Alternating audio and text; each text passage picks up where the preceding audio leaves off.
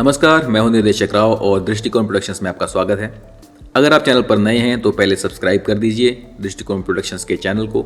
यहाँ पर मैं इस तरह के कलर ग्रेडिंग के इंटरेस्टिंग ट्यूटोरियल्स लाता रहता हूँ। पूरी की पूरी मैंने 0 to हीरो कोर्स मैंने यहाँ पर डाला हुआ है दाविंची रिजॉल्व में कलर ग्रेडिंग का। तो अगर आपको ये सॉफ्टवेयर बिल्कुल शुरू से सीखना है तो आप बिल्कुल वो कोर्स चेक कर सकते हैं। बेसिक से लेकर एडवांस तक उसमें कलर ग्रेडिंग का सारा मैंने बताया हुआ है, प्लस एडिटिंग वगैरह उसमें सब सिखाया हुआ है। तो आज की वीडियो के अंदर हम बात करने वाले हैं प्री वेडिंग कलर ग्रेडिंग की। बहुत टाइम से मुझे लोग कह रहे थे सर प्री वेडिंग वीडियोस के ऊपर कलर ग्रेडिंग कैसे करनी है, इसके ऊपर ट्यूटोरियल लेकर के आइए। थोड़ा मुझे समय नहीं मिल पा रहा था और दूसरी बात ये भी थी कि प्री वेडिंग वीडियोस जो है मैं खुद शूट नहीं करता हूँ, तो मेरे पास कोई रॉ फुटेज नहीं थी जिसके ऊपर मैं आपको काम करके दिखा सकूँ। फिलहाल कुछ समय पहले हमारे एक स्टूडेंट ने इंस्टा हैंडल सिनेमैटिक OXG, उन्होंने हमें कुछ रॉ फुटेज भेजी हैं जो उन्होंने शूट की हुई हैं। तो सोनी पे शूट हुई हैं और ये S गाउंट में शूट हुई हैं, S-Log2 में। ये फुटेज उन्होंने हमें दी कि इसके ऊपर अगर आप ट्यूटोरियल वगैरह बनाना चाहते हैं तो इस पर बना सकते हैं। तो उसके लिए बहुत बहुत धन्यवाद सिनेमैटिक OXG को। और अभी आप मेरे सामने देख रहे हैं कि मैं इसे ऑफ करके आपको दिखाता हूँ। तो इस तरह की रॉ फुटेज थी और कुछ क्लिप्स हैं ये, जैसे यहाँ पर ये दूसरी क्लिप ये है, एक ये क्लिप है क्लोजअप की। तो ये फर्स्ट सिनेरियो यहाँ पे था, उसके साथ का ये सिनेरियो है, राइट। तो ये दो सिनेरियो है, एक थर्ड ये ट्रीज़ वाला है। तो ये 2-3 तरह के सिनेरियोज़ हैं जिनके अंदर ये अलग अलग फुटेज शूट की गई है, सबके सब लॉग में है। तो हम डिस्कस करेंगे कि इसको किस तरह से हम ग्रेड करेंगे और मैंने इसको थोड़ा इस तरह की ग्रेडिंग पे मैं लेके आया हूँ। आगे बढ़ने से पहले आपको क्विकली एक बार अपने सोशल मीडिया के लिंक्स दिखा देता हूँ। इंस्टाग्राम पर /निर्देशक राव पे मेरा इंस्टा पेज है, इसको फॉलो कीजिए। यहाँ पर लाइक पैक कीजिए, फोटोज़ वीडियोज़ और रील्स वगैरह सब कुछ भर दीजिए। ट्विटर पर भी /निर्देशक राव पर जाकर के मेरा ट्विटर हैंडल इसे फॉलो के लिए। यहाँ पर मैं सबसे पहले डालता हूँ कि नया कोई भी वीडियो जब आता है उसका यहाँ पर मैं अपडेट सबसे पहले डालता हूँ। निर्देशक राव यूट्यूब पर भी जाकर के आप मेरा चैनल जो है सब्सक्राइब कर लीजिए। मेरा पर्सनल चैनल है, इसके ऊपर मैं अब नई वीडियोस लेकर आ रहा हूँ, देख ही रहे हैं। यहाँ पर मैंने ये अनबॉक्सिंग भी डाली थी यहाँ पर लॉजिटेक की कीबोर्ड माउस की, और मेकिंग वगैरह की वीडियो यहाँ पर मैं सब डालता हूँ। जो मेरी म्यूज़िक वीडियोज़ की मेकिंग होती है उनकी वीडियोज़ यहाँ डालता हूँ। स्टॉक फुटेज मैंने डाल रखी हैं। तो ये सब आपके काम की चीज़ें हैं, डाउनलोड कर सकते हैं, इनके ऊपर प्रैक्टिस कर सकते हैं। और फाइनली फेसबुक पर भी /निर्देशक राव पे जाकर के आप मेरा फेसबुक पेज जो है इसे लाइक कर लीजिए। तो वापस चलते हैं इस वीडियो के ऊपर। तो मैं आपको ग्रेड स्टार्ट करने से पहले एक बार एक छोटा सा मैंने इसमें से एडिट करके इन वीडियोस को 1 मिनट की क्लिप बनाई है जिसके अंदर कलर ग्रेड हो रखा है और म्यूजिक डाला हुआ है। तो वो आपको मैं प्ले करके दिखाता हूँ, आप वो देख लीजिए। उसके बाद हम इसको डिस्कस करते हैं कि ये कैसे मैंने अचीव किया। तो वीडियो मैं स्टार्ट करता हूँ।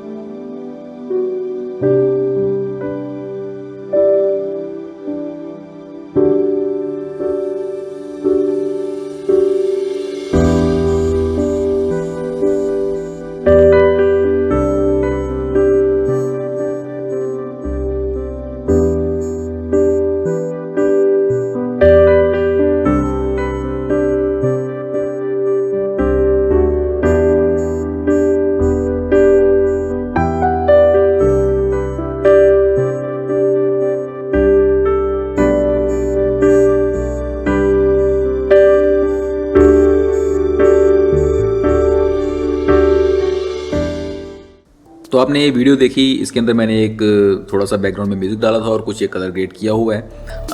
तो अब मैं बात करने वाला हूँ कि मैंने अलग अलग शॉट्स को कैसे कैसे अप्रोच किया है। तो ये जो फर्स्ट शॉट मेरे सामने खुला हुआ है, इसमें आप देख सकते हैं यहाँ पर जो है इस तरह से मैंने 8 नोड लगाए हुए हैं। तो मैं सब नोड्स को Alt+D प्रेस करके एक बार मैं बंद कर देता हूँ। तो डिफ़ॉल्ट हमारे पास इस तरह की ये चीज़ थी हमारे पास फुटेज। तो फर्स्ट जो है काम हम करते हैं कि जो ये CST कलर स्पेस ट्रांसफॉर्म का नोड है ये मैं एक्टिव करता हूँ। यहाँ पे मैंने एक्टिव किया तो देख रहे हैं आप, इससे इतना फ़र्क पड़ रहा है। इसमें मैंने एक्चुअली किया क्या है, अगर यहाँ पर मैं FX पे क्लिक करूँगा तो ये मेरा कलर स्पेस ट्रांसफॉर्म यहाँ पर लगा हुआ है। इसमें मैंने इनपुट कलर स्पेस में डाला सोनी S गामा, क्योंकि मुझे पता था कि ये S में शूट हुआ है ये। और इनपुट गामा में मैंने डाला S-Log2, क्योंकि ये दोनों इन्फॉर्मेशन जो है मुझे वीडियो शूट करने वाले ने बता दिया था। जब भी आप किसी भी कैमरा शूट करते हैं तो ये दोनों इन्फॉर्मेशन कैमरा के अंदर जो होती है आपको चेक करनी होती है कि आप क्या फीड किया आपने, और यहाँ पे वो डालनी है आपको।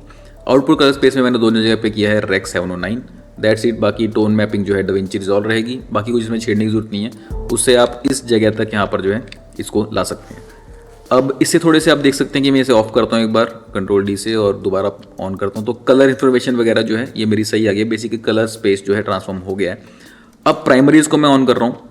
ये मैंने बाद में इसलिए ऑन किया क्योंकि ये नोड वैसे तो पहले लगी हुई थी, बट CST से पहले जो है यहाँ पर वेव फॉर्म के अंदर जो भी चेंजेस मुझे करने होते हैं कि हाईलाइट वगैरह क्लिप हो रही है तो वापस लेके आनी होती है, वो मैं प्राइमरीज पे करता हूँ। तो अगर मैं इसे ऑफ करता हूँ तो आप देख रहे हैं कि ये पूरा का पूरा ब्राइट है। यहाँ पे वेव फॉर्म भी आप देख सकते हैं कि सारा का सारा ऊपर की तरफ जा रहा है, हाईलाइट्स की तरफ, और नीचे शेडो एरिया में कुछ नहीं है। तो मैंने बेसिकली यहाँ पर प्राइमरीज को यहाँ पे छेड़ा है, शेडो लिफ्ट गामा गेन को मैंने यहाँ पर कंट्रोल किया है और मैं ऑन करता हूँ तो आप देख सकते हैं कि मैं थोड़ी सी लिफ्ट नीचे लेके आया हूँ और थोड़ी सी हाईलाइट ऊपर लेके गया हूँ। इस तरह से जो है मैंने थोड़ा सा इसको इवनली स्पेस कर दिया है। अब यहाँ पे मेरी हाईलाइट भी क्लिप नहीं हो रही है और शेडोज़ भी मेरी जो है उसमें भी थोड़ी डिटेल में बचा के रखी है। दोनों तरफ मैं क्लिपिंग से बचा रहा हूँ, लेकिन थोड़ा एक्सपैंड कर दिया मैंने वेव फॉर्म को। इसके बाद मैं एक बार इफेक्ट्स को यहाँ पे बंद कर रहा हूँ ताकि स्पेस बन जाए। थर्ड नंबर पे ये है जो हमारी टेम्प, इसको मैं ऑन करता हूँ। तो टेम्परेचर नोड है, इसमें मैंने कुछ नहीं किया। यहाँ पर बेसिकली टेम्परेचर देख रहे हैं 1450 था, डिफ़ॉल्ट 0 होता है। तो मैंने इसको थोड़ा सा, अगर मैं इसको कम करता हूँ तो ये कूल हो जाएगा, बढ़ाता हूँ तो ये वार्म हो जाएगा। तो मैंने इसको थोड़ा बढ़ा दिया और उसका रीज़न ये था कि सनसेट का शॉट है तो मैंने इसलिए इसको यहाँ पर बढ़ा दिया। अब आगे बढ़ने से पहले मैं एक और चीज़ आपको बताना चाहता हूँ। मैं एक बार सब कुछ ऑफ कर रहा हूँ, ये बाईपास कर रहा हूँ कलर्स को। जब ये वीडियो शूट हुई है तो इसमें एक यहाँ पर प्रॉब्लम ये है कि बैकग्राउंड में जो आप देख रहे हैं वहाँ पर सन है, बैकग्राउंड से बेसिकली लाइट आ रही है, और फॉरग्राउंड पे आप देख रहे हैं शेडोज़ हैं। तो आमतौर पे कभी भी जब इस तरह का शूट करना है, फेस के ऊपर जैसे शेडो आ रही है, तो हम क्या करते हैं, सामने से एक जो है रिफ्लेक्टर से बाउंस करते हैं पीछे से लाइट को फेस के ऊपर, तो फेस लिट हो जाता है। बट इस केस में ऐसा नहीं हुआ, सामने से कोई लाइट नहीं डाली, ना कोई रिफ्लेक्टर से बाउंस किया है। तो ये एक चैलेंज है, ये सिलुएट की तरह नजर आएगा। अगर आप इसको कंट्रास्ट बढ़ाते जाएंगे तो फेस डार्क होता जाएगा, बिकॉज ये शेडो रीजन है, और पीछे ब्राइट रीजन है तो वो और ब्राइट होता जाएगा। तो एक बेसिकली आपने कहीं देखा होगा सिलुएट इफेक्ट कि बस ये पूरा पोर्शन ब्लैक और पीछे पूरा व्हाइट, इस तरह का इफेक्ट इसमें बनेगा, जो कि वेडिंग वीडियो के लिए, और वो भी हम इसको ब्यूटी शॉट ले रहे हैं तो ऑब्वियसली हम इसको फेस को डार्क नहीं करना चाहेंगे उतना, हम चाहेंगे कुछ इसके अंदर इन्फॉर्मेशन रहे। इसको कंसीडर करते हुए भी हम आगे चलते हैं। तो फिलहाल ये टेम्प की मैंने नोड ऑन कर ली थी। इसके अलावा अभी नेक्स्ट नोड जो है ये है फोकस की, मैंने जो बनाई है। उसका रीज़न क्या है कि अभी पूरी जो इमेज है वो सेम तरह की लग रही है। बेसिकली यहाँ से लेके यहाँ तक लाइटिंग इन्फॉर्मेशन ऑलमोस्ट सेम लग रही है। तो मैं इसे थोड़ा रीलाइट करूँगा, उसके लिए मैं इसको ऑन करता हूँ। तो आप देख रहे हैं थोड़ा सेंटर के ऊपर फोकस बन गया है। वो कैसे किया है, यहाँ पर बेसिकली मैंने एक बस इस नोड के ऊपर सिंपली एक ये मास्क बनाया, और ये मास्क बना करके मैंने इसको ट्रैक कर दिया यहाँ से ट्रैकिंग डेटा से। और ये सब चीज़ें मैं थोड़ी स्किप कर रहा हूँ। उसका रीज़न ये है कि ये सब मैं अपने ट्यूटोरियल सीरीज़ के अंदर सिखा चुका हूँ। तो अगर आपको ये सब डिटेल में समझना है कैसे कैसे मास्किंग होती है, कैसे ट्रैकिंग होती है, तो ये आप जाकर के मेरी जो पूरा का पूरा कोर्स है डाविंची रिजॉल्व का, उसमें आप समझ सकते हैं। तो बेसिकली इस मास्क के ऊपर जो भी मैं काम कर रहा हूँ वो यहाँ पर नज़र आएगा। इसके अंदर मैंने थोड़ा सा कलर पॉप आउट कर दिया है, थोड़ा सा इसकी जो है मैंने यहाँ पर कर्व से इसको ब्राइट कर दिया। अगर मैं इसको रीसेट करता हूँ तो देखिए इस तरह डार्क था पहले, तो इसको मैंने थोड़ा कर्व्स को उठा करके ब्राइट कर दिया। तो फोकस से हमारे पास ये अचीव हो रहा है कि मैं सेंटर के ऊपर थोड़ा फोकस कर पा रहा हूँ, बाकी से थोड़ी लाइटिंग इसकी डिफरेंट रख पा रहा हूँ, राइट। इसके अलावा मैंने एक और नोड बनाई। इसमें मैंने एक्चुअली ये नोड जो है इस पर अगर आप कोई भी एक बनाते हैं नोड, उस पर राइट क्लिक करके, जिस पे आपने बेसिकली मास्क वगैरह बनाया है, तो राइट क्लिक करके अगर आप जाते हैं ऐड नोड पे और यहाँ पर ऐड आउटसाइड करते हैं तो ऑटोमेटिक नोड बन जाती है। बेसिकली इसकी रिवर्स नोड है ये। अगर मैं आपको दिखाऊँ, यहाँ पर सिलेक्शन दिखाता हूँ, इसमें ये पोर्शन सिलेक्शन में है, और अगर मैं इस नोड पे आता हूँ तो इसमें बाहर का पोर्शन सिलेक्शन में है, राइट। तो उससे फ़ायदा क्या होगा, इसमें बेसिकली इस नोड पे मैं जो भी काम करूँगा वो बीच वाली चीज़ पे हो रहा है, तो मैंने इसको ब्राइटन कर दिया, और इससे जो मैं बाहर की चीज़ें हैं उसके ऊपर कर पाऊंगा जो भी काम कर रहा हूँ, तो सेंटर को इफेक्ट नहीं करेगा वो। मैं इसे हटाता हूँ, आपको दिखाता हूँ इससे हुआ क्या। इसे मैं ऑफ करता हूँ, देख रहे हैं पूरा का पूरा ब्राइट था। इसको भी दोबारा ऑफ कर रहा हूँ ताकि आप थोड़ा ध्यान से समझ पाएँ कि अभी हमने क्या किया, प्राइमरीज और कलर ट्रांसफॉर्म और टेम्परेचर किया। उसके बाद में जब मैंने फोकस वाली नोड ऑन करता हूँ तो सेंटर में मेरा फोकस आ गया। अभी भी बाहर का जो है सब कुछ वो ब्राइट ही है, सेंटर का थोड़ा ओवर ब्राइट कर दिया मैंने, ज़्यादा कर दिया। विनेट की लेयर को मैं ऑन करता हूँ तो मैंने साइडों का जो है उसको थोड़ा डार्क कर दिया। तो उससे क्या हो रहा है कि ये डार्क हो रहा है, ये ब्राइट हो रहा है। अब इन दोनों नोड्स को मिला करके कैरेक्टर के ऊपर ज़्यादा फोकस आ रहा है। अगर मैं इन दोनों को ऑफ करता हूँ, देख रहे हैं थोड़ा फ्लैट था, दोनों को ऑन करता हूँ तो इनके ऊपर थोड़ा ज़्यादा फोकस आ गया। हालांकि हमें उतना नहीं करना पड़ता है काम अगर इन केस यहाँ से रिफ्लेक्टर से हमने लाइट मारी होती है वापस। तो स्टिल चलिए मैं यहाँ तक इसको लेकर के आया हूँ। उसके बाद जो अगली यहाँ पर 3 नोड हैं उनमें से फर्स्ट मेरी है फेस नोड। इसको मैं ऑन करता हूँ तो आप देख पा रहे हैं कि इसको ऑन करते ही फेस के ऊपर जो है इस तरह से ग्लो आ रहा है। मैं ऑफ़ करता हूँ, पहले इस तरह का था, डार्क हो गया था काफ़ी ज़्यादा, अब ये इस तरह से थोड़ा सा निकल के आ गया। उसका रीज़न क्या है कि मैंने इसमें मास्क लगाया सिर्फ फेस के ऊपर और उसको ट्रैक किया हुआ है। तो ये जैसे वीडियो मूव करती है उसके साथ में फेस के और मास्क भी जो है वो ट्रैक होकर मूव कर रहा है, राइट। अब इसको मैंने जो ट्रैक किया उसके बाद में मैंने थोड़ा सा इसको कर्व से इसको उठाया है, ब्राइटनेस वगैरह बढ़ाई है यहाँ पर इसकी, थोड़ा सा मैंने कलर में जो है यहाँ पर कलर से भी मैंने छेड़खानी की है। अगर मैं इसको रीसेट करता हूँ तो आप देखते हैं कि थोड़ा यहाँ पे सैचुरेशन ज़्यादा थी, थोड़ी सी मैंने यहाँ पर इस कलर की रेड की सैचुरेशन कम की है ताकि स्किन टोन्स जो है बहुत ज़्यादा ओवर रेड ना हो जाएं, क्योंकि ओवर रेड होने से क्या हो रहा है कि वो जो ये साड़ी का कलर है उसके साथ ही मर्ज हो जाती है, तो वो थोड़ा अच्छा नहीं लग रहा था। तो ये 2-4 चीज़ें मैंने यहाँ पर चेंज की हैं। थोड़ी सी मैंने यहाँ पे एक नॉच शार्पनेस बढ़ाई है, सिर्फ एक पॉइंट नीचे किया है। अगर मैं इसको पूरा बढ़ाता हूँ तो आप देख सकते हैं इस तरह से बहुत शार्प हो जाएगा, तो वो हमने नहीं रखा, सिर्फ एक पॉइंट नीचे किया ताकि थोड़ा सा इसके अंदर फेस के ऊपर हमारे डिटेल आ जाए, राइट। इसके साथ में अब मैं इसे ऑन ऑफ करके आपको दोबारा दिखाता हूँ कि पहले फेस इतना डार्क था तो ये हमने निकाल के यहाँ पर थोड़ा सा ब्राइट कर दिया है, राइट। आफ्टर दैट ये है शार्पन नोड। इसमें कुछ भी नहीं किया, सिंपली एक नॉच शार्पनेस अब ये पूरे के ऊपर डालिए। अब आप सोच रहे होंगे कि इसमें भी शार्पनेस थी, इसमें भी डिफरेंस क्या है। डिफरेंस ये है कि इसमें फेस की सिलेक्शन थी, जैसे मैंने आपको दिखाया कि सिर्फ इतना पोर्शन सिलेक्टेड था, तो जो शार्पनेस मैंने इसमें लगाई है वो सिर्फ फेस के ऊपर काम कर रही है। और जो ये न्यू नोड है ये ओवरऑल कंप्लीट, इसके अंदर क्योंकि कोई सिलेक्शन नहीं है तो कंप्लीट की कंप्लीट इमेज के ऊपर ये शार्पनेस लग रही है, तो थोड़ी सी इमेज शार्प हो गई हमारी इससे। इवेंचुअली लास्ट में मैंने ग्लो की ये नोड लगाई है, इसको मैं ऑन करता हूँ, आप देख सकते हैं ओवरऑल पूरे उसके ऊपर ग्लो आ गया है और ये बहुत अच्छा इफेक्ट दे देता है। ग्लो जो है आपका यहाँ पर इफेक्ट्स में जाएंगे तो यहाँ पर आप इफेक्ट्स में से ग्लो सर्च करके लगा सकते हैं। अभी ऑलरेडी लगा हुआ तो आपको दिख रहा है यहाँ पर। अगर आपको लगाना हो नया तो सिंपली मैं आपको एक जैसे नई लेयर लेता हूँ, ये ऑल्ट एस प्रेस करके मैंने नया नोड लिया, तो देख रहे हैं यहाँ पे सारे इफेक्ट्स आपको नज़र आ रहे हैं इफेक्ट विंडो के अंदर। यहाँ पे आप सिंपली टाइप करें ग्लो तो ये ग्लो आ जाएगा और यहाँ से आप इसको लगा सकते हैं। अब ये ओवर ग्लो हो गया, इसको मैं फिलहाल डिलीट। और ये ग्लो में भी कुछ सेटिंग्स इस तरह की हैं कि अगर आप इसकी थ्रेशोल्ड को कम करेंगे यहाँ से तो ग्लो बढ़ता जाएगा, बढ़ाएंगे तो कम हो जाएगा एरिया जिससे ग्लो निकल रहा है, स्प्रेड बढ़ाएंगे कम करेंगे, तो यहाँ से आप कंट्रोल कर सकते हैं इन चीज़ों को, राइट। तो ये आपको देखना पड़ेगा, थोड़ा सा गेन कम करके आप उसको थोड़ा वापस ला सकते हैं कि इतना लिमिटेड रखना है मुझे ग्लो। फिर ये ऑन ऑफ करके देख सकते हैं इससे क्या फ़र्क पड़ रहा है। फिलहाल मैं इसको डिलीट कर देता हूँ क्योंकि हमारे केस में मैंने ऑलरेडी ये किया हुआ है, राइट। तो मैंने सारा ब्रेकडाउन आपको दिखाया है कि ये 8 नोड के अंदर क्या क्या हुआ है। हो सकता है आपको थोड़ी बहुत चीज़ें समझ आई हों, थोड़ी बहुत नहीं आई हों, तो हम क्या करेंगे किसी और फुटेज के ऊपर भी ये चीज़ एक बार दोबारा कर लेते हैं।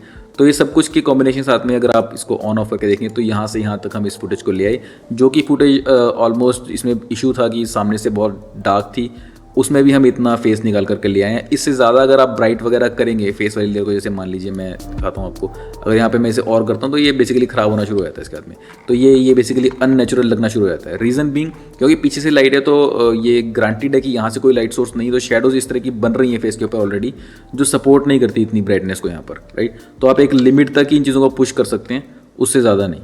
अभी आपको ये लग रहा है कि फेस डार्क हो गया, बट अगर मैं आपको ऑफ करके दिखाता हूँ इस फेस वाली लेयर को तो इतना डार्क था, हमने फिर भी इसको इतना रिकवर कर लिया। इससे ज़्यादा हम करेंगे तो फिर वो अननेचुरल हो जाएगा, इसलिए वो हम नहीं करेंगे, राइट। दूसरी चीज़ ये जो विनिएटिंग लेयर थी इसके अंदर जो साइड में मैंने सिर्फ इसकी डार्कनेस बढ़ाने के साथ में थोड़ा सा काम ये भी किया था कि यहाँ पे मैंने रेड टोन थोड़ी कम कर दी थी। तो पहले थोड़ा सब कुछ रेड रेड था इस तरह का, तो यहाँ से मैंने रेड कम किए थे। अगर आप देखें यहाँ लिफ्ट में मैंने शेडो एरिया जो थे वहाँ से थोड़े रेड कम कर दिए थे, तो उससे यहाँ पे थोड़ी सी सयान टोन आ गई, ब्लू टोन, तो उससे भी एक सेपरेशन आ रही है कलर की कि यहाँ पे कुछ ब्लूइश टोन है शेडोज़ में, हाईलाइटेड एरियाज़ के अंदर येलो टोन है, राइट। गामा के अंदर और गेन के अंदर भी आप इस तरह से कलर टोन को चेंज कर सकते हैं। जो ओवरऑल ऑफसेट है उसके अंदर मैंने ब्लू टोन कम की थी, ओरिजिनली जो है इस तरह की थी, ये थोड़ी ज़्यादा ब्लू हो गई थी फिर, तो इसको मैंने थोड़ा कम करके इस तरह से ऑरेंजिश लेके आया था। उसका रीज़न ये है कि ये सनसेट है तो आप इसको सनसेट की तरह ट्रीट करें। कभी भी मैं रिकमेंड नहीं करूँगा कि अगर आप सनसेट का सीन लेकर आ रहे हैं तो पीछे जो स्काई है उसको आप ब्लू कर दीजिए, क्योंकि वो अननेचुरल लगेगा, ऑड लगेगा। जिस तरह की सेटिंग में आपने शूट किया है आप उसी को इन्हांस करेंगे तो ज़्यादा अच्छा शॉट आपका निकल करके आएगा। तो आई होप कि ये पहला शॉट आपको पसंद आया होगा कि इस तरह से हम यहाँ तक लेकर के आए। अब हम चलते हैं दूसरे शॉट के ऊपर। ये शॉट है और इसको मैं एक बार ऑफ करके दिखाता हूँ आपको। तो इस तरह का शॉट था फ्लैट, और इसको हमने ऐसा ट्रीट किया है, ऑलमोस्ट वही सनसेट वाली चीज़ हमने बनाई है। एक बार मैं सारी लेयर्स को ऑफ कर देता हूँ। सेम लेयर्स हैं बेसिकली, मैंने वही कॉपी करके एक एक स्टेप पे चलना शुरू किया। पहली सेम लेयर, उसके अंदर सेम चीज़ है, CST colour space transform, Sony S gamut S-Log2, rec 709 output में डाला मैंने, बाकी सब कुछ सेम है। मैं इसको फ़िलहाल के लिए हटा देता हूँ ताकि स्पेस बन जाए। उसके बाद ये जैसे आप देख रहे हैं कि वेव फॉर्म देख लेनी होती है आपको CST लगाने के बाद कि नीचे शेडो एरियाज़ में थोड़ा सा गैप है, ऊपर जो है बिल्कुल क्लिप होने वाला है। तो मैंने प्राइमरी इसको ऑन करता हूँ, इसको देख रहे हैं मैंने जैसे ऑन किया थोड़ा सा नीचे आ गया। तो बेसिकली मैंने ऑफसेट से, क्लिफ्ट गामा गेन से थोड़ा सा इसे कंट्रोल किया कि हाईलाइट थोड़ी मैंने कम की है, शेडो रेंज में भी थोड़ा सा मैंने शेडो बढ़ाई है। अगर मैं इसे ऑफ करता हूँ तो ये ज़्यादा ब्राइट लग रहा था, ऑन करने पे थोड़ा ये कॉन्ट्रास्ट मेरे पास आ गया है, राइट। तो ये कंट्रास्ट अचीव करने के बाद टेम्प नोड, इसको भी मैं ऑन करता हूँ। वही मैंने सिंपली टेम्परेचर को इसमें बढ़ा दिया है ताकि सनसेट वाली फीलिंग आ जाए। अगर मुझे कूल करना हो तो मैं अपोजिट साइड में जाऊँगा, तो विंटर वाली फीलिंग लानी हो तो यहाँ से ला सकते हैं। बट मेरे पर्टिकुलरली मुझे इस तरह का बेटर लग रहा था, तो मैं इस तरफ इस डायरेक्शन में चला कि मुझे सनसेट टाइप का अचीव करना है। फोकस लेयर जो मैंने आपको बताई थी जैसे लास्ट टाइम, तो मैं इसको ऑन करता हूँ। अब ये मैं खुद फोकस नाम रखता हूँ, इसका आप कुछ भी रख सकते हैं, ऐसा कोई इंडस्ट्री स्टैंडर्ड नहीं है ये, क्योंकि ये फोकस यहाँ पे करवा रहा है चीज़ों के ऊपर, तो मैं इसलिए इसका नाम फोकस रखा हुआ है, क्योंकि सेंटर में मुझे फोकस चाहिए कैरेक्टर्स के ऊपर। ये मैंने सर्कल बनाया है, इसको भी सिंपली ट्रैक किया है यहाँ पर। अगेन जिसको ये पूरे डिटेल में समझना है कि ट्रैकिंग वगैरह कैसे होती है, तो पूरा का पूरा सीरीज़ जो है मेरी कलर ग्रेडिंग की वो देख लीजिए। आफ्टरवर्ड्स इसके अंदर जो है मैंने फोकस करके अगेन वही कर्व्स वगैरह से थोड़ा सा एनहांस किया इसको। अगर मैं इसे ऑन ऑफ करता हूँ, आप देख सकते हैं कि एक तो ब्राइटनेस बढ़ी है, दूसरी चीज़ जैसे येलो हो गया था बहुत ज़्यादा, तो मैंने येलो से थोड़ा निकाल के वापस स्किन टोन्स के अंदर लेके आया हूँ। वो चीज़ कैसे की है, ये मैंने कलर वॉर्पर से जा करके जो है इधर से आप कलर्स को पकड़ के थोड़ा मूव कर सकते हैं चीज़ों को। ये भी कलर वॉर्पर भी मैंने अलग से पूरा सीरीज़ के अंदर समझाया हुआ है। और अलग अलग मेथड्स हैं कलर्स को कंट्रोल करने के। लिफ्ट कमा गेन के अंदर जा करके भी आप कलर्स को कम ज़्यादा बढ़ा सकते हैं, कम कर सकते हैं। तो वो चीज़ें मैंने छेड़ करके इस चीज़ को अचीव किया है, राइट। तो थोड़ा सा येलोनेस कम करके स्किन टोन में हम आए हैं। आफ्टरवर्ड वही एक आउटसाइड नोड में लगाई है, विनियट लेयर इसका नाम रखा है। इसको मैं ऑन करके दिखाता हूँ आपको। तो ये ऑन करने पे वही मैंने डार्क किया है इसको, क्योंकि इसके अंदर जो है ऑपोजिट सिलेक्शन है, तो सेंटर पे इफेक्ट नहीं करेगा, बाहर बाहर इफेक्ट करेगा। और इस वाले में सेंटर पे इफेक्ट करेगा, जो मैंने फोकस वाली लेयर थी तो उसको ब्राइट किया है, और जो आउटसाइड वाली है उसको थोड़ा डार्क किया है। प्लस उसमें वही शेडोज़ के अंदर थोड़ी सी मैंने ब्लू टोन डाली है, सयान टोन डाली है।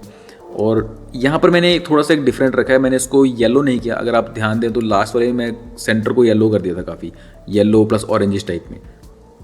इस शॉट में मैं थोड़ी सी पिंकिश टोन रखना चाहता था, पीच कह सकते हैं आप, पिंक नहीं तो पीच टाइप की टोन रखना चाहता था। रीज़न बिंग थोड़ा सा ये मुझे उसके हिसाब से थोड़ा रोमांटिक फील देने के लिए ये कलर बेटर लग रहा था, इसलिए मैंने बहुत ज़्यादा ओवर येलो नहीं किया। ये सबका अपना टेस्ट होता है, कोई इसमें स्टिक करने की ज़रूरत नहीं है कि क्योंकि सर ने ऐसा किया तो हमें भी ऐसा करना है। इनफैक्ट मैं बता रहा हूँ कि टेम्परेचर में भी अगर जाकर के मैं इस टाइम पे जैसे चेंज करता हूँ, कूल करता हूँ, तो पूरा सीन दूसरी तरह का हो जाएगा। किसी को इस तरह की लुक पसंद है तो इस तरह के भी जा सकता है, वो आपका पर्सनल चॉइस है जो आपकी पसंद हो, राइट। फिलहाल हम वापस इस पे आते हैं। तो विनियट से ये चीज़ अचीव हुई है। अब इन दोनों लेयर को मैं ऑन करता हूँ, तो ऑफ करने पे ये पूरा का पूरा फ्लैट था, ऑन करने पे सेंटर में मेरा फोकस आ गया है। साइडों में थोड़ा डार्क होने से एक सेंटर की तरफ आपकी आंखें देखने को मजबूर हो रही हैं।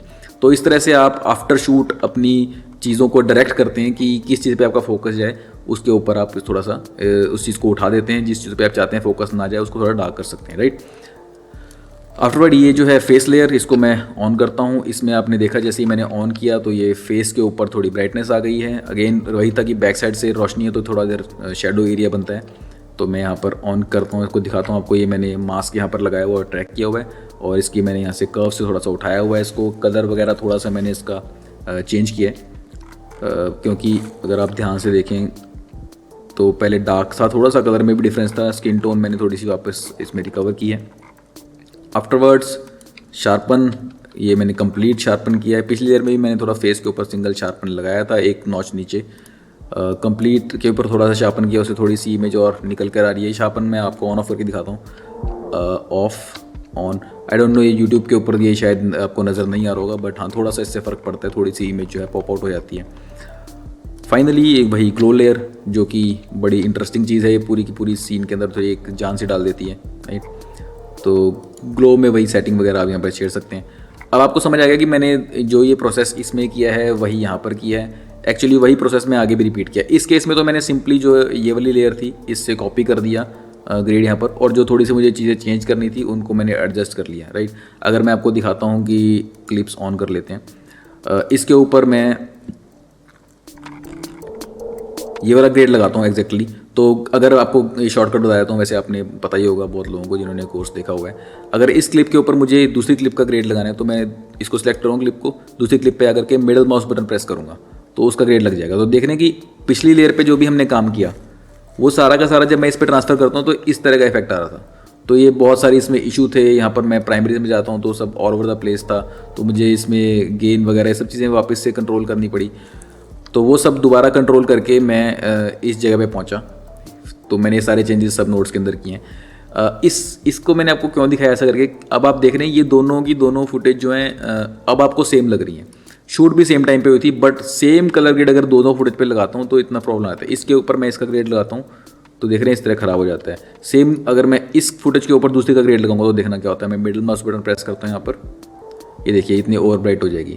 तो लाइटिंग कंडीशन चेंज होती रहती है। अगर आपकी सेम जगह पर भी सेम टाइमिंग पर भी शूट हुई हैं वीडियोज़, तो उनके अंदर भी हर क्लिप के अंदर कैमरा एंगल बदलने पे, कुछ भी चीज़ें चेंज होने पर, या कैमरा ना भी बदले थोड़ी बहुत लाइट चेंज होती रहती है। तो आपको हर एक क्लिप को अलग से ग्रेड करना चाहिए। कभी भी ऐसा मत कीजिए कि भाई 10-10 क्लिप के ऊपर आप सेम ही ग्रेड लगा रहे हैं। हर क्लिप में कुछ ना कुछ डिफरेंस आ जाता है। हाँ, कुछ क्लिप्स में चल जाती हैं चीज़, कॉमन चीज़ चल जाती हैं, बिल्कुल ही सेम हो, लेकिन ध्यान रखना है चीज़ का, ताकि ग्रेजुअली आपको पता नहीं लगता काम करते करते कि कितना चेंज आता जा रहा है। धीरे धीरे टाइम बदलता जा रहा है। आपने 6 बजे शूट शुरू किया और 6:30 बज गए हैं, तो 6 बजे की और 6:30 बजे की लाइटिंग में डिफरेंस आ जाएगा। तो आपको ध्यान रखना है इस चीज़ का कि दोनों क्लिप के ऊपर आप अलग से ट्रीटमेंट करें ताकि फाइनल आउटपुट आपकी सेम है, राइट। अब इस फुटेज को पकड़ करके मैं अगर इसके ऊपर ये फर्स्ट वाली का लगाता हूँ ग्रेड, इसके ऊपर मैं मिड माउस बटन क्लिक करता हूँ तो ये देखिए इस तरह का इफेक्ट आ रहा है। हालांकि सब कुछ अंदर उसके हमने येलो किया था, बट यहाँ पर आपको सब ग्रीन ग्रीन हो गया, राइट। तो ये चीज़ समझने वाली है। कोई भी दो क्लिप सेव नहीं होंगी, सबका ग्रेड अलग से आपको करना है, ठीक है। अब मैं एक बार क्लिप्स को ऑफ कर देता हूँ। इसके बाद नेक्स्ट वीडियो ये थी। ये फुटेज सबसे ज़्यादा अजीब थी, तो मैं इससे अभी खुश नहीं हूँ कि जो भी आउटपुट में निकली है। स्टिल ओरिजिनली जो था हमारे पास, उससे फिर भी हम फार बेटर इसको ले आए हैं। बट हाँ, इसमें वही लाइटिंग चेंज होती चली गई। इसमें भी मैं फर्स्ट वाली का ग्रेड लगाऊंगा तो सिमिलर नहीं लगेगा। अगर मैं आपको यहाँ पर क्लिप्स लाता हूँ, इसके ऊपर मैं फर्स्ट फुटेज का ग्रेड लगाता हूँ तो देख रहे हैं सब ग्रीन है। हालांकि ये इसके साथ ही शूट हुई है, बट यहाँ पे सब ग्रीन हो गया, राइट, क्योंकि टाइमिंग थोड़ी बहुत बदल गई थी, कंट्रास्ट बदल गया था। दिन में भी आप अगर शूट करते हैं ना, धूप के टाइम पे भी, तो बीच में बादल आ जाते हैं, थोड़ा सा कुछ डिफरेंट हो जाता है। तो इसलिए अगेन एंड अगेन मैं यही बात बोलूँगा, हर एक क्लिप को अलग ट्रीट करें। सिमिलरली इस क्लिप के अंदर भी अगर आप देखें तो मैंने कॉपी ज़रूर किया फर्स्ट क्लिप से, बट अगेन जा करके मैंने हर एक बार यहाँ पर जो है दोबारा से इन चीज़ों को छेड़ा है, चीज़ें वो की हैं। अब यहाँ पे आप देख रहे हैं थोड़ा सा रेड मेरा क्लिप भी हो रहा है, बट कोई बात नहीं, क्योंकि मुझे आर्टिस्टिक लुक रखनी है तो मैं इसको अलाउ कर रहा हूँ। अगर आपको सही करने पे आएंगे तो बेसिकली आप यहाँ पर जो है सिर्फ रेड चैनल में जा करके आप रेड को कम करेंगे। देख रहे हैं जैसे मैंने रेड किया तो कम नीचे आ गया ये, बट यहाँ पे पूरी की पूरी फुटेज ग्रीन हो गई है, राइट। तो इसलिए मैं इसको अलाउ करता हूँ यहाँ पर। और फाइनली आगे चलते हैं हम। कौन सी क्लिप थी इसके बाद? ये क्लिप, ये हमने अभी तक डिस्कस नहीं किया, तो इसको हम कर लेते हैं टाइमलाइन पे आकर के। अब इसमें भी मैंने चार्ट तो वही रखा है, बट इसमें मुझे थोड़ा सा डे टाइप का मुझे चाहिए था। मैं सारी क्लिप्स को ऑफ कर रहा हूँ। सबसे पहले CST कलर स्पेस ट्रांसफॉर्म, तो उससे ये हमारे पास आया। ओवर ब्राइट है, देख रहे हैं यहाँ पर आप वेव फॉर्म में देखेंगे तो पूरा ऊपर क्लिप हो गया है, नीचे की इन्फॉर्मेशन जो है वो यहाँ पर अभी स्पेस है हमारे पास।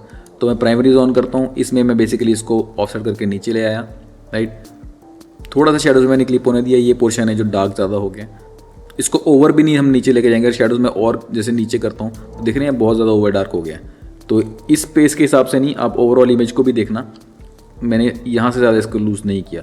और गेन में भी अगर जो ओरिजिनली जैसे इतना ऊपर था, वहाँ से हम नीचे करके इतना ले आए, जहाँ पे विजुअली भी ठीक लग रहा है और वेव फॉर्म में भी ठीक लग रहा है, राइट। इसके बाद अगला है टेम्परेचर।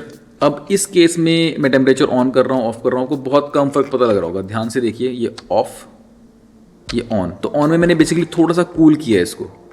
उसका रीज़न ये है कि पहले ही मुझे यहाँ पर ब्लू स्काई नज़र आ रहा है, तो मैं इसको ऐसे ही ट्रीट करूँगा। मैं इसको ज़बरदस्ती सनसेट वाली चीज़ नहीं बनाने की कोशिश करूँगा। सन फ्रंट की थोड़ी सी साइड की तरफ से आप देख सकते हैं, यहाँ पर पूरी लाइट आ रही है, इधर फेस पे लाइट आ रही है। इस केस में हमारे पास उल्टा है, ठीक है। लाइट इस तरफ से आ रही है तो पीछे स्काई हमें ब्लू नज़र आ रहा है और उनके फेस के ऊपर भी हमें लाइट नज़र आ रही है। तो इसमें प्रोसेस हम अलग रखेंगे, इसलिए टेम्परेचर को मैं इसमें नेगेटिव में रखा है। यहाँ पर देख सकते हैं, इसको मैंने ऐसे रेड नहीं किया, राइट। हालांकि आप कर सकते हैं, वो भी एक लुक अचीव हो सकती है, बट मेरा प्रोसेस जो है इस तरह का है। आफ्टरवर्ड्स फोकस, अगेन मैं इसको ऑन करता हूँ। ध्यान से देखने पे आपको पता लगेगा कि ये थोड़ा सा यहाँ पर फोकस आ रहा है, इस तरह से मैंने किया है, इसको ट्रैक भी किया हुआ है। और विनिएट पे आते हैं, इसको मैं ऑन करता हूँ तो इसमें जो है ये देखिए, इससे साइडों को मैंने थोड़ा डार्क कर दिया है। अब आप चीज़ नोट कर रहे हो कि इसमें इधर डार्क हुआ है लेकिन इधर नहीं हो रहा। यहाँ देखिए ध्यान से, इधर जितना डार्क था पहले ही उतना है। उसका रीज़न क्या है कि मैंने इस विनेट लेयर के ऊपर जो है आउटसाइड नोड से तो बनाया है इसको, प्लस साथ में एक और मैंने एक्स्ट्रा इसके ऊपर मास्क लगाया है जो यहाँ काम कर रहे हैं, राइट। और इस मास्क को मैंने रिवर्स कर दिया है कि इसके ऊपर इफेक्ट ना हो। अगर मैं इसे हटाता हूँ तो देख रहे हैं इस तरह की चीज़ थी, यानी कि विनेट लगाने पे इधर भी डार्क हो रहा था और इधर और ज़्यादा डार्क हो रहा था, जो मैं नहीं चाहता था, क्योंकि इधर तो चलो ठीक है एडजस्टेबल डार्क है, बट यहाँ ऑलरेडी डार्क था, उसको और डार्क करेंगे तो पूरा पूरा जो है ब्लेंडिंग उसकी ख़राब हो जाएगी। तो इसलिए मैंने ये मास्क लगाया कि इसके ऊपर असर ना हो, राइट। उससे क्या हो रहा है कि अब सिर्फ डार्कनेस इस तरफ आ रही है और इस तरफ नहीं आ रही, राइट। अब हमारी एक बैलेंस सी इमेज आ गई है। इसके बाद में हमने ये फेस वाली लेयर, इसमें ज़्यादा फर्क नहीं पता लगेगा क्योंकि फेस ऑलरेडी लिट था, बस मैंने थोड़ा सा कलर इसका स्किन टोन वापस यहाँ पे करेक्ट किया है उसी तरह से फेस मास्क लगा करके। और आफ्टरवर्ड्स शार्पन, पूरी इमेज को थोड़ा शार्पन किया है। और लास्ट जो सबसे बढ़िया पार्ट है इफेक्ट वाला, ग्लो। अब इसमें ग्लो देख रहे हैं आप, थोड़ा सा सटल ग्लो आ रहा है, ड्रीमी लुक ये क्रिएट कर रहे हैं। यहाँ पे देख रहे हैं ग्लो सिर्फ ब्राइट रीजन्स को थोड़ा और ब्राइट करता है, बाकी ग्लो को आप कंट्रोल कर सकते हैं। अगर आप चाहें तो इसको जो है बढ़ा सकते हैं, पूरी इमेज के ऊपर कम कर सकते हैं, बट मेरे को इसमें सटल ही अच्छा लग रहा था तो मैंने इसको इतना ही यहाँ पर रखा हुआ है। मैं इसे ऑन ऑफ करता हूँ तो इतनी ही चीज़ करने से आपकी जो है इमेज थोड़ी ब्रेक हो जाती है। मेन काम हमारा क्या होता है, इमेज को अलग अलग टुकड़ों में तोड़ना, ताकि 3D डेप्थ है। आप ये देख रहे हैं लॉग में सब कुछ फ्लैट लगता है, जब आप कलर ग्रेडिंग करते हैं तो कलर्स को अलग से एक्सेप्ट कर लेते हैं, ये कलर अलग आ रहे हैं। ये आपने नोटिस किया होगा कि मैंने कोई ट्रीज़ वगैरह को कलर अलग से पकड़े भी नहीं है, सिर्फ प्राइमरीज से, सिर्फ फोकस बनाने से, इन सब चीज़ों से ही जो है लिफ्ट गामा गेन से ही आप इतनी सेपरेशन ला सकते हैं। जब सेपरेशन आ जाती है तो आपका ग्रेड 3D जैसा हो जाता है, डेप्थ उसके अंदर आ जाती है, राइट। तो ये एक इस टाइप का भी हमने कर लिया है। अब हम देखते हैं नेक्स्ट। अगेन ये सेम पहले वाला ही है, बट इसमें डेफिनेटली मैंने चीज़ें थोड़ी चेंज की हैं, ग्लो वगैरह और सारी सेटिंग्स को थोड़ा सा इस पर्टिकुलर फुटेज के हिसाब से मैंने इसमें किया हुआ है। Same goes for this one. अब इसमें मैंने थोड़ा सा डिफरेंट रखा है। अगर आप नोटिस करें कि पहले ये फुटेज जो थी ये थोड़ी ज़्यादा पीच साइड में है, लेकिन दिस वन अगेन मैं पीच थोड़ा सा मैंने साइड में रखा है, बस सेंटर में मैंने वही थोड़ा सा इसमें येलो टोन रखी है। उसका रीज़न क्या है, क्योंकि यहाँ पर हमें सन साफ विजिबल नज़र आ रहा है, राइट। आप यहाँ पर देख सकते हैं कि ये बिल्कुल बैक साइड पर इनके सन है, तो सन जो सोर्स है वो बहुत वार्म सोर्स है, तो उससे अगर मैं यहाँ पर पिंक करूँगा तो वो ज़्यादा लॉजिकल नहीं लगेगा, इसलिए थोड़ा सा मैंने इसको वार्म रखा है। और जैसे जैसे दूर जाता जा रहा है तो उस एरिया में मैंने थोड़ी पिंकिश टोन की तरफ थोड़ा सा हम चले गए। तो इसमें भी सेम वही चीज़ें थी। इसमें फेस वाली लेयर आपको नज़र नहीं आएगी, रीज़न बिंग वो फेस वाली जो लेयर थी उसकी जरूरत नहीं, क्योंकि फेस इसमें ऑलरेडी सिलहट के अंदर ही है और हम इसको इसमें निकालेंगे भी नहीं फेस को, ठीक है। क्योंकि आप देख रहे हैं सिनेमैटिकली चीज़ अच्छी लगनी चाहिए, इतने दूर हैं तो यहाँ पे सिलहट ही नज़र आने चाहिए, वही बेटर नज़र आएगा, राइट। सो इसमें मैंने उसको अवॉइड कर दिया फेस लेयर को। अगेन आफ्टरवर्ड्स ये तो पहले वाले शॉट के जैसे ही हमने डिस्कस किया, दिस अगेन रिपीट, और ये भी पहले हम कर चुके हैं तो ये भी रिपीट है। तो इस तरह से ये 3-4 जो शॉट हैं इनको मैंने अप्रोच किया था। आई होप कि आपको कुछ इसमें समझ में आया होगा।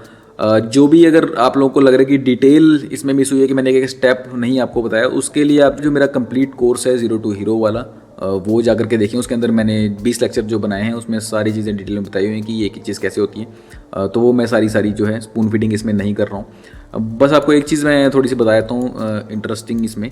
जैसे ये पोर्शन है, इसमें मैं आता हूँ फोकस पे, और यहाँ पर ये देख रहे हैं तो मैंने ये मास्क लगाया हुआ है, इसको मैं यहाँ पे ट्रैकिंग वाली उसमें जाकर के यहाँ पे जैसे ट्रैक करते हैं, तो मैं एक बार दोबारा आपको ट्रैक करके दिखाता हूँ। बाय डिफ़ॉल्ट यहाँ पर आपका 3D ऑन होता है और मैं ट्रैक करता हूँ, देखना उससे क्या होगा।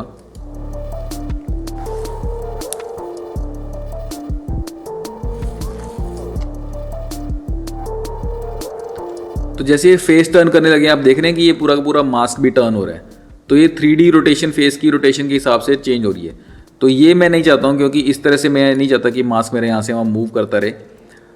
तो इससे बचने के लिए मैं 3D को ऑफ कर देता हूँ। अब ये क्या है, पैन टिल्ट जूम रोटेट, कि सिर्फ 2 डायमेंशन में ऊपर नीचे लेफ्ट राइट को ये रोटेट और मूव हो पाएगा। अब अगर मैं दोबारा इसको यहाँ पर करता हूँ ट्रैक, तो इस बार देखना कि जब वो हेड टर्न करेगा करेक्टर जो है एक्टर, तब भी वो ये देखिए हेड टर्न होना शुरू हो गया, बट मास्क टर्न नहीं हो रहा 3D में, राइट।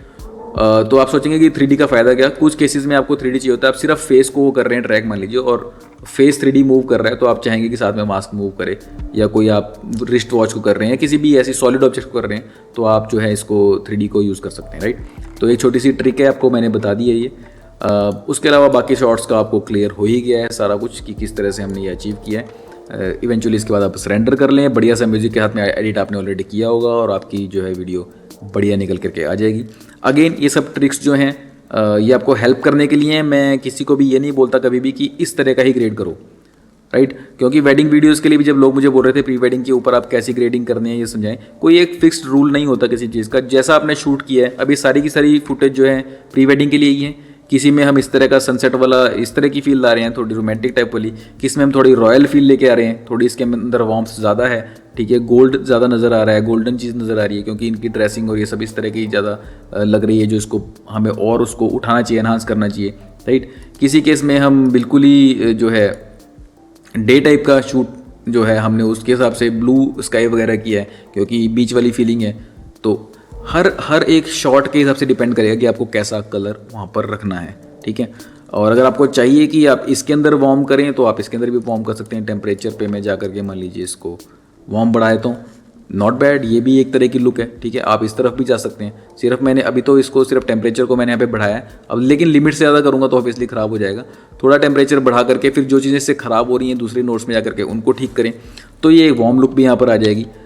बट अगेन ये सब आपकी क्रिएटिव थिंकिंग के ऊपर है, आपको किस तरह का पसंद आता है। मेरा काम था आपको गाइड करना कि क्या क्या चीज़ें की जा सकती हैं।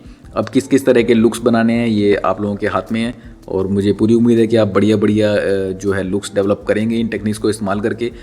उम्मीद करता हूँ कि आपको ये वीडियो अच्छी लगी होगी। अगर आपको ये वीडियो पसंद आई तो इसे लाइक कीजिए, शेयर कीजिए, सब्सक्राइब कीजिए हमारे चैनल दृष्टिकोण प्रोडक्शंस को और मेरे पर्सनल यूट्यूब चैनल को भी जाकर सब्सक्राइब कीजिए। उसके ऊपर मैं बिहाइंड द सीन वगैरह ला रहा हूँ, अपनी वीडियोज़ के म्यूजिक वीडियोज़ की मेकिंग वगैरह सब लेके आता हूँ, तो डेफिनेटली वहाँ पे भी जाकर सब्सक्राइब कीजिए।